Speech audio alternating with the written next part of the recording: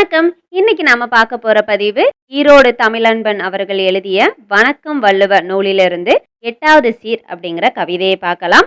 ஈரோடு தமிழன்பன் பற்றிய குறிப்புகள், வணக்கம் வள்ளுவ நூல் குறிப்புகள், கவிதைக்கான விளக்கம், இதையெல்லாம் இந்த பதிவுல பார்க்கலாம். பதிவுக்குள்ள போறதுக்கு முன்னாடி நம்மளுடைய சேனல் யூஎன் அபிஷியல் கற்போம் தமிழை சப்ஸ்கிரைப் பண்ணிக்கோங்க. நான் தமிழ்நதி.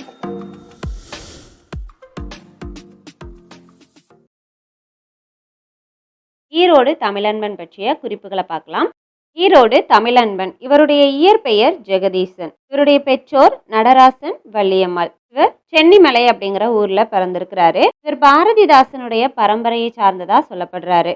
இவருடைய காலம் 1933 2025 வரையாகும். இவர் தமிழன்பன், ஈரோடு தமிழன்பன், விடிவெள்ளி அப்படிங்கிற சிறப்பு பெயரால அழைக்கப்பட்டாரு.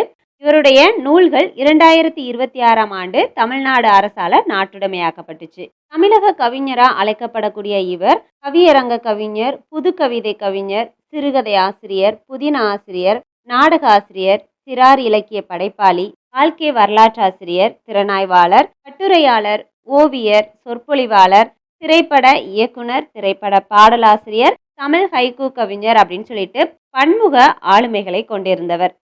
தமிழ்நாடு அரசுடைய அறிவியல் தமிழ் மன்றத்தின் உறுப்பினராகவும் பணியாற்றினார். அது மட்டும் இல்லாம சென்னை தொலைக்காட்சி நிலையத்துல செய்தி வாசிப்பாளராக பணியாற்றியவர். தமிழ்நாடு அரசின் இயல் இசை நாடக மன்றத்தின் நிர்வாக குழு உறுப்பினராகவும் பணியாற்றினார். தமிழன்பன் கவிதைகள் சூரிய பிறை, ஊமை வெயில், வணக்கம் வள்ளுவம், தமிழின் முதல் சென்றியோ நூலான ஒரு வண்டி சென்றியோ, இதெல்லாம் ஈரோடு தமிழன்பனுடைய சிறப்பான நூல்களா சொல்லலாம். இவர் வாழ்ந்த காலகட்டங்களில் தமிழன்பன் கவிதைகள் அப்படிங்கிற நூலுக்காக தமிழக அரசின் பரிசினை பெற்றவர். இது மட்டும் இல்லாம பாரதிதாசன் விருது, கலைஞர் விருது, கலைமாமணி விருது, குரல் பீட விருது, கவிக்கோ விருது, 2017ஆம் ஆண்டுக்கான வாழ்நாள் சாதனையாளர் விருது போன்ற பல விருதுகளை இவர் வாங்கியிருக்கிறாரு. அடுத்ததா வணக்கம் வள்ளுவ நூல் பத்தி பார்க்கலாம். திருக்குறளை அடிப்படையாக கொண்டு எழுதப்பட்ட புது கவிதை வடிவிலான ஒரு நூல் தான் வணக்கம் வள்ளுவ அப்படிங்கிறது. திருக்குறள் கருத்துக்களை சமகால சூழலுக்கு ஏற்ற மாதிரி நவீன கவிதை வடிவத்திலையும் வள்ளுவரோட உரையாடுவது போன்ற ஒரு பாணியிலையும் படைத்திருக்கிறாரு இந்த நூலை. வணக்கம் வள்ளுவ நூல்ல மொத்தம் 22 கவிதைகள் இடம்பெற்றிருக்கு. அதுல 2வதா இடம்பெறக்கூடிய கவிதை தான் 8வது சீர் அப்படிங்கிறது. ஒரு படைப்பின் மீதான படைப்பு அப்படின்னு சொல்லிட்டு இந்த நூலை ஈரோடு தமிழன்பன் அவர்கள் அறிமுகப்படுத்துறாரு. 2004ஆவது ஆண்டுல வணக்கம் வள்ளுவ நூலுக்காக ஈரோடு தமிழன்பன் அவர்களுக்கு சாகித்ய அகாடமி விருதும் கிடைத்தது. அடுத்ததா 8வது சீர் கவிதையும் கவிதைக்கான விளக்கத்தையும் பார்க்கலாம். 8வது சீர் கவிதையில என்ன சொல்லப்பட்டிருக்கு அப்படின்னா, இசை ஸ்வரங்கள் 7, அதுல 8வதா ஒன்று ஏன் இடம்பெறல? வாரத்தின் நாட்கள் 7, அதுலேயும் 8வதா ஒன்று ஏன் இடம்பெறல? திருக்குறள்ல இருக்கக்கூடிய சீர்கள் 7, 8வதா ஏன் ஒரு சீரை வள்ளுவர் வைக்கல? இந்த மாதிரி ஏற்கனவே வரையறுக்கப்பட்ட ஒன்றை அதற்கு அடுத்ததான் ஏன் இல்லை அப்படின்னு சொல்லிட்டு இவரே கேள்வியும் கேட்டு பதில சொல்ற மாதிரியான ஒரு பாணியில கவிதையை படைச்சிருக்காரு. கவிதை பார்க்கலாம். 7வது சுரம் கதவை இழுத்து மூடியதால் 8வது சுரம் ஏமாந்து திரும்பி இருக்கலாம். ஆனால் இசை தேவதை ஆலாபனையை நிறுத்திவிட்டு கதவை திறக்க ஓடி இருக்க மாட்டாளா? 7 ஸ்வரங்கள் அப்படிங்கிறது ச, ரி, க, ம, ப, த, நி. இது இசையுடைய ஸ்வரங்கள் அப்படின்னு சொல்லுவாங்க. இதுல 7வது ஸ்வரமான நீ அப்படிங்கிறது 8வது ஸ்வரம் வரும்போது நீ வர வேண்டாம் அப்படின்னு சொல்லி கதவை மூடி இருக்கலாம் அப்படின்னு சொல்லிட்டு ஒரு விஷயத்த சொல்றாரு. சொல்லிட்டு அதுக்கு பதிலா இன்னொரு விஷயத்தையும் சொல்றாரு. அப்படி 7வது ஸ்வரம் கதவை இழுத்து மூடி இருந்தா இசை தேவதை தன்னுடைய பாடலை நிப்பாட்டிட்டு அந்த கதவை திறக்க ஓடி இருக்க மாட்டாளா அப்படின்னு சொல்றாரு. அடுத்ததான் 7 வண்ண வில் எழுதி வைத்திருக்கலாம் வாசலில், 8வது வண்ணத்திற்கு இங்கு இடமில்லை. அதற்காக உறங்க முடியாத வானம் நிறங்கள் நீங்கிய இரவு படுக்கையில் வருந்தி அழுதிருக்காதா? அதாவது வானவில் 8வது வண்ணத்திற்கு இடமில்லை அப்படின்னு சொல்லிட்டு எழுதி வச்சிருக்கலாம் அப்படின்னு சொல்றாங்க. அப்படி எழுதி வச்சிருந்தா அதை நினைச்சு உறங்க முடியாத அந்த வானம் இரவு நேரத்துல தன்னுடைய படுக்கையில அதை நினைச்சு கவலைப்பட்டு அழுதுருக்காதா அப்படின்னு சொல்லி கேட்கிறாரு. அடுத்ததான் வாரத்திற்குள் வந்துவிட துடித்த 8வது கிழமை ஞாயிறு அந்தியில் தீ குளித்திருக்கலாம். அதனால் ஆதத்தின் மார்பு துடித்து வெடித்திருக்காதா? வாரத்தின் நாட்கள் 7 அப்படிங்கிறது நமக்கு தெரியும். 8வதா ஒரு நாள் வரதுக்காக துடித்து போய் இருந்துச்சான். ஆனால் ஞாயிறு என்ன செஞ்சுச்சானா அந்தி பொழுது, பகல் பொழுது நீங்கி இரவு பொழுது வரக்கூடிய ஒரு நேரத்தை தான் அந்தி பொழுது அப்படின்னு சொல்லுவாங்க. அந்த நேரத்தில் 8வது கிழமை இங்கே வர வேண்டாம்னு சொல்லி தீ குளிச்சிருக்கலாம் அப்படின்னு சொல்கிறாரு. அப்படி ஒருவேளை நடந்திருந்துச்சு அப்படின்னா மாதங்களுடைய மார்பு வெடித்திருக்காதா, அதாவது இப்போ சொல்கிற மாதிரி அதை கேள்விப்பட்ட மாதத்திற்கு ஹார்ட் அட்டாக் வந்திருக்காதா அப்படிங்கிற மாதிரி சொல்கிறாரு. இப்போ வரைக்கும் பொதுவான செய்திகளை சொன்ன ஆசிரியர் இதுக்கப்புறமா கவிதை வரிகளில் திருக்குறள் பற்றிய செய்திகளை சொல்கிறாரு. வள்ளுவரை பார்த்து கேள்வி கேட்குற மாதிரியும் அதற்கு வள்ளுவர் இருந்தால் என்ன பதிலை சொல்லியிருப்பாரு அப்படிங்கிற மாதிரியும் தன்னுடைய கற்பனையால் கவிதையாக படைச்சிருக்காரு ஆசிரியர். வள்ளுவா, 8வது சீர் உன்னை தேடி வந்தபோது என்ன செய்தாய்? ஓடுவதற்கு ஒன்றுமில்லை போ என்று வாசல் யாசகனை வீடுகளில் விரட்டுவது போல் விரட்டி விட்டாயா? 8வது சீர் ஏன் உனக்கு தேவைப்படவில்லை அப்படின்னு சொல்லி கேட்குறாரு. உன்னுடைய வீடு தேடி 8வது சீர் வந்தப்போ ஓடுறதுக்கெலாம் ஒன்றும் இல்லைன்னு சொல்லிட்டு எப்படி நம்மளுடைய வீட்டு வாசலை தேடி வந்த யாசகனை நம்ம விரட்டுவோமோ அதே மாதிரி நீ 8வது சீரை விரட்டி விட்டுட்டியா அப்படின்னு சொல்லி கேட்குறாரு. அது மட்டும் இல்லாமல் உனக்கு ஏன் 8வது சீர் தேவைப்படலை அப்படிங்கிற கேள்வியையும் வைக்கிறாரு. அடுத்ததான், யாப்பு கூப்பிட்டு மிரட்டியதால் ஏற்பட்ட அச்சமா? 7 சீர்களிலேயே ஒளி தீர்ந்து போனதா? ஈட்டு முச்சீரடியில் உனக்கும் மூச்சு முட்டியதா?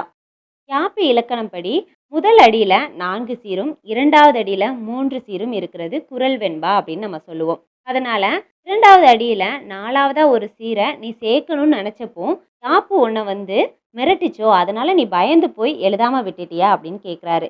அப்படி இல்லைனா நீ எழுதிட்டு இருக்கும்போது உன்னுடைய ஒளி தீர்ந்து போயிடுச்சா, இதுக்கப்புறம் எழுத வேண்டாம்னு நீ நினச்சிட்டியா அப்படிங்கிறாரு. இல்லைனா 2வது அடியில் 3 சீர் எழுதும் போதே உனக்கு மூச்சு முட்டி போயிருச்சா, அதனால் எழுதாமல் விட்டுட்டியா அப்படின்னு சொல்லி கேள்வி கேட்குறாரு ஆசிரியர். அடுத்ததான், காசும் பிறப்பும் உன் முன் வந்து கண்களை கசக்கினவா, நாளும் மலரும் நச்சரித்தனவா? குறள் வெண்பாவினுடைய இறுதி சீர் காசு, பிறப்பு, நாள், மலர், இந்த மாதிரி ஓரசை சீர்களை கொண்டு தான் முடிவு பெற்றிருக்கும். 1330 குறள்லையும் இந்த விதிப்படி தான் இருக்கும். அப்படி இருக்கிறதுனால 8வதா ஒரு சீர் வரும்போது இந்த காசு, பிறப்பும், நாள், மலர் இதெல்லாம் உங்க முன்னாடி அழுதுச்சா? இல்லைனா இல்லை 8வது சீர் வேண்டாம் அப்படின்னு சொல்லிட்டு உன்னை பார்த்து நச்சரிச்சதுனால நீ வேண்டான்னு விட்டுட்டியா அப்படின்னு சொல்லி வள்ளுவரை பார்த்து ஆசிரியர் கேட்குறாரு. இல்லை 8வது சீர் தான் அடுத்த குறளின் முதல் சீரா? அப்படியே ஆனாலும் கடைசி குறளின் காலடியே 8வது சீர் ஒன்று தோளில் என்னை தூக்கிக்கொள் என்று கெஞ்சி இருக்குமே. அதாவது 8வதா நீ வைக்கணும்னு நினச்ச சீரை தான் அடுத்த குறளுக்கு முதல் சீரா நீ வைத்திருக்கியா அப்படின்னு சொல்லி கேட்குறாரு. அப்படியே நீ வச்சிருந்தாலும் கடைசி குறள் 1330வது குறள் எழுதும்போது 8வது சீர் கடைசி சீர்கிட்ட என்னை நீ தூக்கிக்கோ அப்படின்னு சொல்லி கெஞ்சிருக்காதா அப்படின்னு சொல்லி கேட்குறாரு. அதாவது கடைசி குறளில் அந்த 8வது சீரை நீ வச்சிருக்கணும் தானே அப்படிங்கிற மாதிரி ஆசிரியர் கேள்வி கேட்குறாரு. அடுத்ததான், கடலின் கடைசி அலையின் தாகத்தை தணிப்பது என் வேலை இல்லை என்கிறாயா? சிந்தனைகளை எண்ணியவனே நீ சீர்களை எண்ணவில்லையோ? கடலின் கடைசி அலையின் தாகம் அப்படிங்கிறது கடைசி குறளை வச்சு சொல்கிறாரு. கடைசி குறள் என்ன கேட்குது அப்படிங்கிறத அதை பார்த்து அதை தீர்க்கணுங்கிற அவசியம் எனக்கு இல்லை, நீ சொல்கிறியா அப்படின்னு கேட்குறாரு. அது மட்டும் இல்லாமல் குறளினுடைய கருத்துக்களை மட்டுமே பார்த்த நீ ஏன் சீர்களை பார்க்கலையா? அதில் 8 சீர் இருக்கணும்ல, இல்லை நீ என்ன மறந்துட்டியா அப்படின்னு சொல்லி கேட்குறாரு. உனக்கு எண்ணங்களே முக்கியம், எங்களுக்கோ எண்ணிக்கையே முக்கியம். இப்போ இருக்கக்கூடிய மக்களுடைய எண்ணங்களை பற்றி பேசுகிறாரு ஆசிரியர். வள்ளுவருக்கு வேணா குறளுடைய கருத்துக்கள் முக்கியமானதாக இருக்கலாம், ஆனால் இப்போ இருக்கக்கூடிய மக்களுக்கு எண்ணிக்கை தான் முக்கியமாக இருக்குது. அது மட்டும் இல்லாமல் 7 சீர்களில் சொன்னதே எதற்கு என்று எண்ணிக்கொண்டிருக்கிறேன், ஏன் 8வது சீர்கவலை உங்களுக்கு என்கிறாயா? அதாவது நான் 7 சீர்களில் என்ன கருத்துக்களை சொன்னனோ அதுவே இன்னைக்கு நடக்கிறது இல்லை, 8வதா ஒரு சீரை நான் ஏன் வைக்கணும்னு சொல்லிட்டு நீ நினைக்கிறியா அப்படின்னு சொல்லி கேட்குறாரு. போதை பொருளுக்கு அறத்தையும் இன்பத்தையும் அவசரமாய் அடகு வைப்பவர்கள் நாங்கள் அப்படித்தான் இருப்போம். போதை பொருளுக்காக அறத்தையும் இன்பத்தையும் அடகு வைக்கக்கூடிய மக்கள் நாங்கள், அதனால் நாங்கள் இப்படி தான் இருப்போம். ஏன்னா எண்ணிக்கையை மட்டும்தான் பார்ப்போம், அதில் என்ன கருத்து இருக்குங்கிறத நாங்கள் பார்க்க மாட்டோம். இன்றைய மக்களுடைய நிலை அப்படித்தான் இருக்குது அப்படின்னு சொல்லி ஆசிரியர் சொல்கிறாரு. அது மட்டும் இல்லாமல் வீடு தேடுகின்ற வெறியில் அறம், பொருள், இன்பத்தை மிதித்து கொண்டு ஓடுகிறவர்கள் நாங்கள் அப்படித்தான் இருப்போம். அறம், பொருள், இன்பம் அப்படிங்கிற 3 வகையில வள்ளுவர் சொன்ன கருத்துக்கள் எதையுமே பின்பற்றாம அதெல்லாம் தள்ளி போட்டுட்டு ஓடுகிற மக்கள். அவங்களுடைய எண்ணம் இப்படித்தான் இருக்கும் அப்படின்னு சொல்லி ஆசிரியர் குறிப்பா உணர்த்துறாரு. இலக்கணக்காரன் இப்போது எப்படி ஏங்குகிறான் தெரியுமா? அதாவது யாப்பு இலக்கணம்லாம் உன்கிட்ட வந்து நச்சரிச்சுதா இல்ல உன்னை மிரட்டிச்சா அப்படின்னு சொல்லிட்டு முன்னாடி பேசினார் இல்லையா?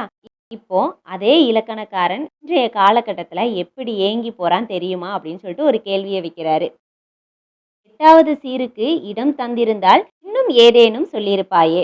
ஒருவேளை நான் 8வது சீர் இருக்கட்டும் நான் சொல்லியிருந்தேனா அதுல ஏதாச்சும் இன்னும் நிறைய கருத்துக்களை நீ சொல்லியிருப்பியே அப்படின்னு சொல்றாரு.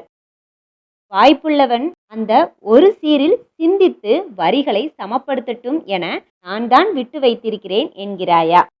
ஒருவேளை 8வது சீரை பத்தி யோசிக்கிற ஒருத்தன் அதை எழுதிக்கிட்டுமே, அவருக்கு வாய்ப்பு கொடுக்கறதுக்காக தான் நான் இந்த மாதிரி 7 சீரோட நிப்பாட்டியிருக்கேன் அப்படின்னு வள்ளுவர் சொல்ற மாதிரி தன்னுடைய கவிதையில சொல்றாரு. என்னோடு நிறைவடைந்து விடவில்லை, சிந்திக்க இடம் இன்னும் உண்டு என்பதை கோடிட்டு காட்டுகிறாயா? அதாவது நான் சொன்ன கருத்துக்களோட இந்த திருக்குறள் முடிவடைந்து போகல. உங்கள யாராவது சிந்திக்க தெரிஞ்சுதுன்னா நீங்க இந்த வாய்ப்பை பயன்படுத்தி இன்னும் கருத்துக்களை எழுதலாம் அப்படிங்கிறதுக்காக நீ இடம் வைத்து விட்டிருக்கிறாயா அப்படின்னு சொல்லி கேட்கிறாரு. உண்மையில் உள்ளத்திலிருந்து பேசுபவர் எவரோ அவரே நீ எழுதாது விட்ட 8வது சீரா? அதாவது நான் உள்ளத்துல தோன்றுகிற விஷயங்களை உண்மையா யாரு வெளிப்படுத்துறாங்களோ அவர்தான் 8வது சீரா அப்படின்னு சொல்லி கேள்வி கேட்கிறாரு. ஆனால் வள்ளுவா, 8வது சீர்கள் எல்லாம் இப்போது உன் சிலை முன் உண்ணாவிரதம் இருக்கின்றன. என்ன கோரிக்கை தெரியுமா? திரும்பவும் நீ வந்து இன்னொரு திருக்குறள் எழுதும்போது 7 சீர்களுக்குள் இடம் தர வேண்டுமாம்.